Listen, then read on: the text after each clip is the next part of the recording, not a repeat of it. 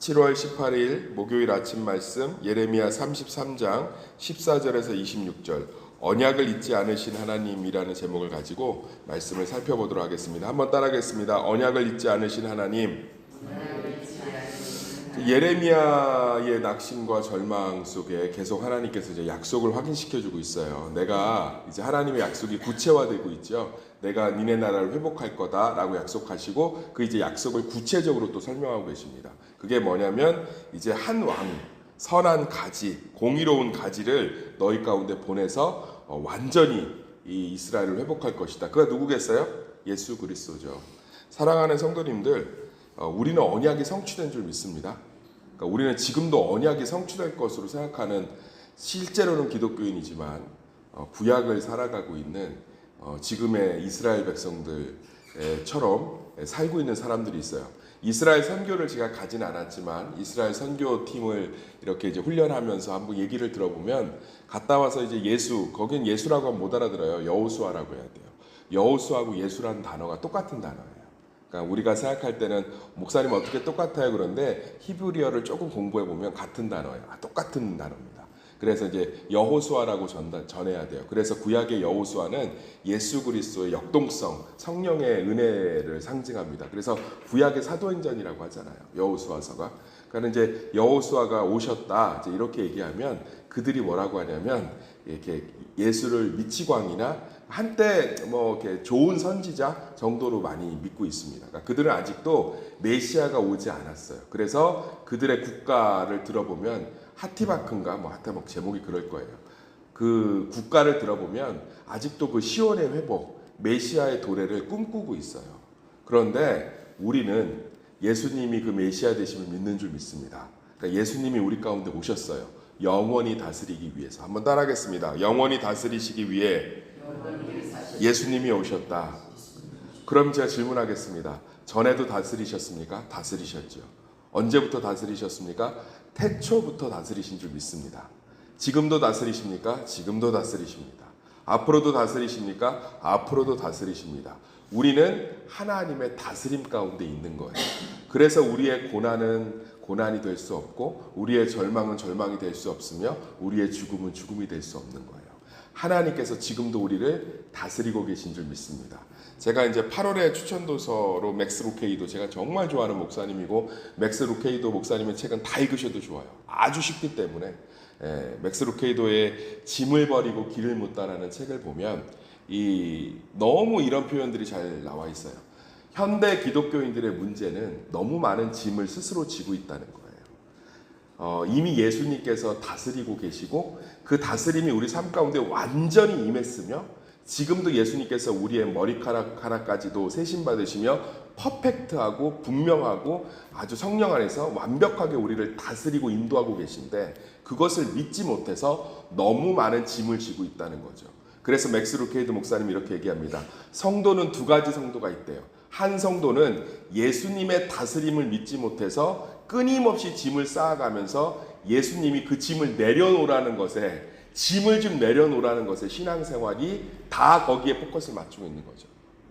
예수님과 동행하고 예수님이 지신 짐을 감사하며 동행할 생각이 아니라 가벼운 몸으로 동행하는 게 아니라 끊임없이 예수님과 그 싸움을 하고 있는 거예요. 그거 네 짐 아니야, 내 짐이야, 내려놔도 돼, 내려놔도 돼. 그래서 성도들의 간증을 들어보면 다 그거밖에 없어요. 내가 이렇게 홀로 끙끙대다가 예수님이 해결하셨습니다. 내가 혼자 이렇게 지고 가는데 내 것이 아니었습니다. 예수님과 맡기니까 너무 홀가분합니까? 홀가분합니다. 드리고 다시 염려돼서 저버리고 드리고 저버리고 그래서 이렇게 얘기합니다.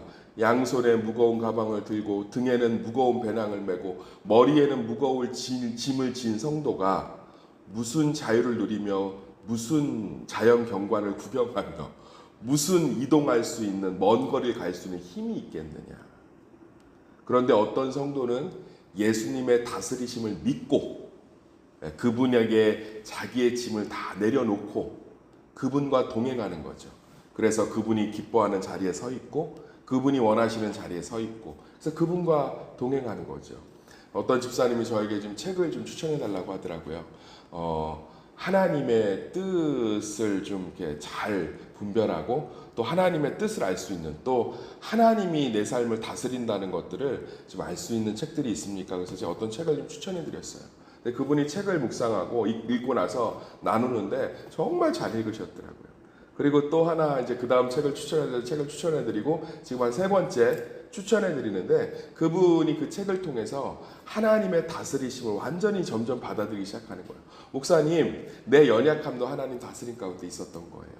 제가 실수하고 넘어지면 나는 믿음 생활 왜 이렇게 하나? 맨날 그런 생각했는데 제 연약함과 실수도 하나님의 다스림 가운데 있는 거예요.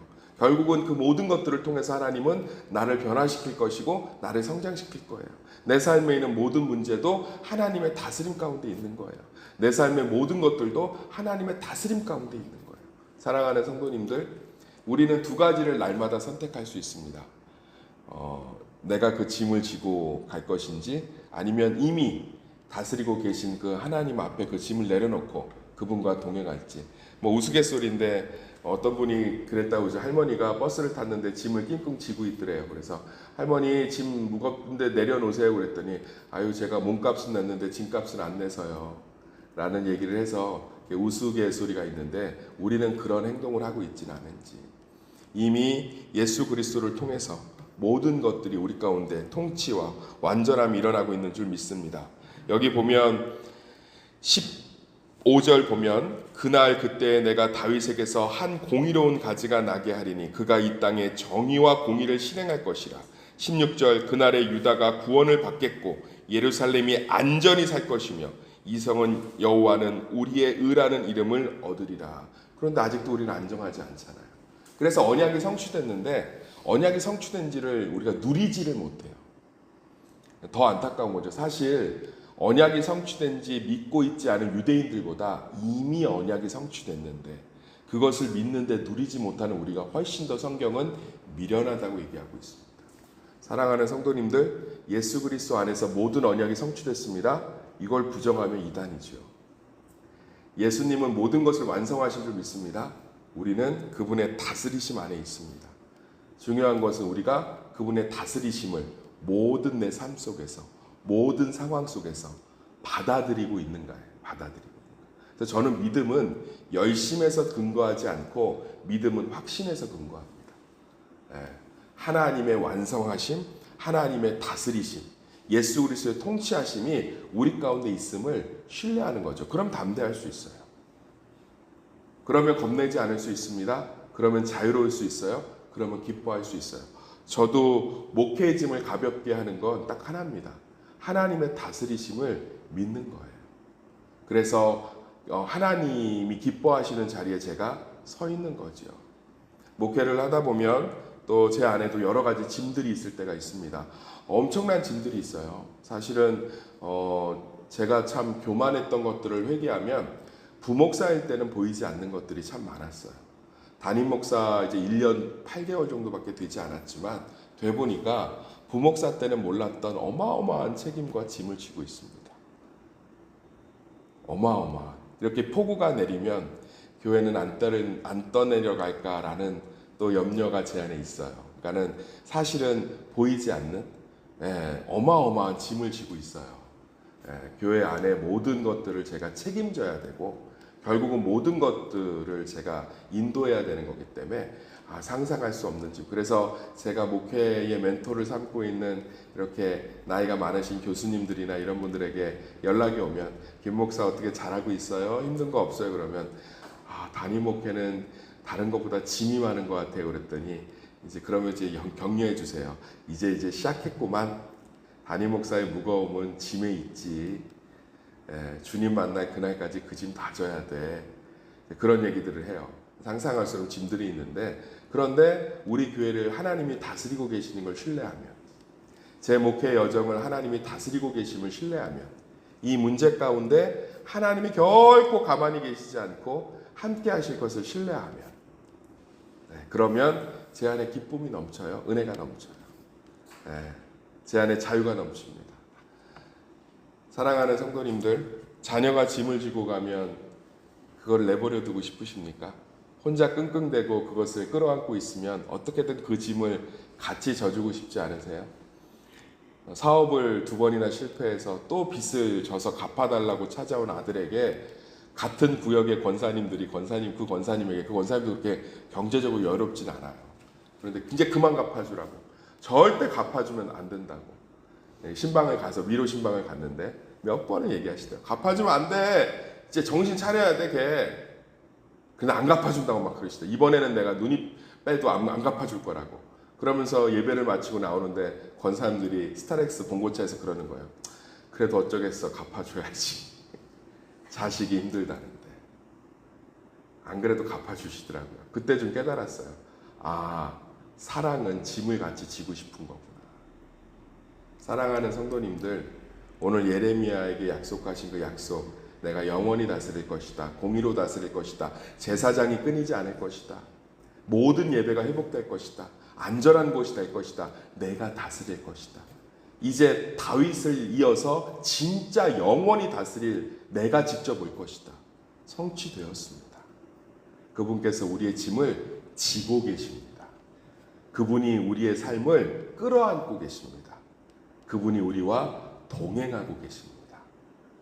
어제 관악경찰서 예배를 갔는데 비슷한, 본문은 달랐지만 비슷한 설교를 했어요. 어떤 여경이죠.